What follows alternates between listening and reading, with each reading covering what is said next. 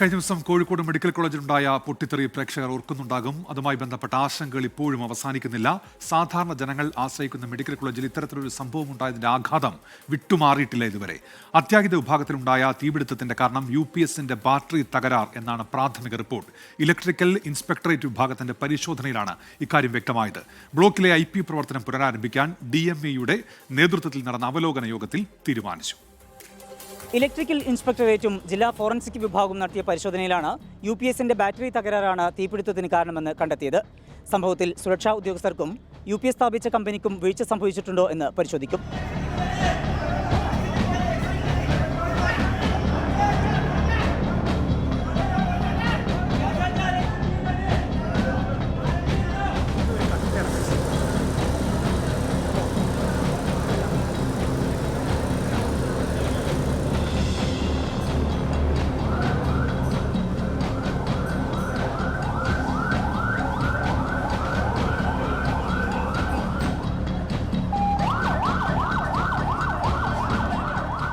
Internal shortage കാരണം ഒരു battery ചൂടായി ബൾജ് ചെയ്ത് പൊട്ടിത്തെറിച്ചു.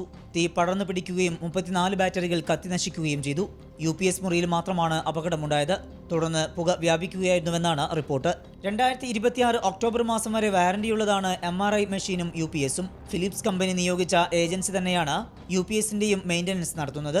അപകടത്തിന്റെ പശ്ചാത്തലത്തിൽ മെഡിക്കൽ വിദ്യാഭ്യാസ ഡയറക്ടർ ഡോക്ടർ KV വിശ്വനാഥന്റെ നേതൃത്വത്തിൽ അവലോകന യോഗം ചേർന്നു. IP പേഷ്യൻസിന് മാറ്റി തുടങ്ങും. ബിൽഡിങ്ങിൻ്റെ അത് മാറ്റാനായിട്ടുള്ള ഇലക്ട്രിക്കൽ ഇൻസ്പെക്ടറേറ്റിൻ്റെ ഇലക്ട്രിക്കൽ PWD വിഭാഗത്തിൻ്റെ പെർമിഷൻ മേടിച്ചിട്ടുണ്ട്. എത്രയും പെട്ടെന്ന് IP റീസ്റ്റാർട്ട് അവിടെ ചെയ്യാമെന്നുള്ളതാണ്. അതുപോലെ തന്നെ തിയേറ്ററും നമുക്ക് ചൊവ്വാഴ്ചക്കുള്ളിൽ തിയേറ്ററുകളും പ്രവർത്തിപ്പിക്കാൻ തുടങ്ങും. എമർജൻസി ഈ വരുന്ന ചൊവ്വാഴ്ച എമർജൻസി മാത്രം നമ്മൾ ഏകദേശം ഒരു 10 ദിവസത്തിന് മേളിൽ അല്ലെങ്കിൽ ഒരു മാസത്തിനുള്ളിലും പിടിക്കും. MRI സ്കാനും ആ ഒരു റൂമുണ്ടല്ലോ, ബാറ്ററി കത്തിയ സ്ഥലം, അപ്പോൾ ആ രണ്ട് ഇത് മാത്രം തൽക്കാലം നമ്മളെല്ലാം ഇത് കഴിഞ്ഞിട്ട് മാത്രമേ അത് റീസ്റ്റാർട്ട് ചെയ്യുള്ളൂ.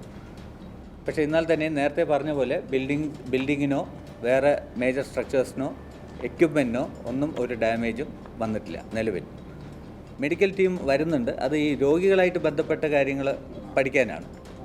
അതായത് രോഗികൾക്കുണ്ടായ ബുദ്ധിമുട്ട് അല്ലെങ്കിൽ അത് ബേസ് ചെയ്ത് എന്തെങ്കിലും കംപ്ലയിൻറ്റ്സ് ഉണ്ടെങ്കിൽ അത് മനസ്സിലാക്കാനാണ് ആ ടീം വരുന്നത്. 5 പേരടങ്ങുന്ന ടീമാണ്. കോട്ടയം സൂപ്രണ്ടാണ് ലീഡ് ചെയ്യുന്നത്. പുതിയ ബ്ലോക്കിലെ കാഷ്വാലിറ്റി നിലച്ചതോടെ പഴയ ബ്ലോക്കിൽ താൽക്കാലിക കാഷ്വാലിറ്റി സജ്ജീകരിച്ചു. ബീച്ച് ആശുപത്രി കാഷ്വാലിറ്റിയിൽ കൂടുതൽ സൗകര്യങ്ങളും ഒരുക്കിയിട്ടുണ്ട്. വിഷയത്തിൽ പോലീസ് അന്വേഷണവും തുടരുകയാണ്. കാഷ്വാലിറ്റിയിലെ CCTV ദൃശ്യങ്ങൾ അന്വേഷണ സംഘം ശേഖരിച്ചിട്ടുണ്ട്. കോഴിക്കോട് മെഡിക്കൽ കോളേജിൽ നിന്ന് ഷിജു ചവറയ്ക്കൊപ്പം സമീർ സി മുഹമ്മദ്, 24. പൊതുജനം കഴുതയല്ല സാർ.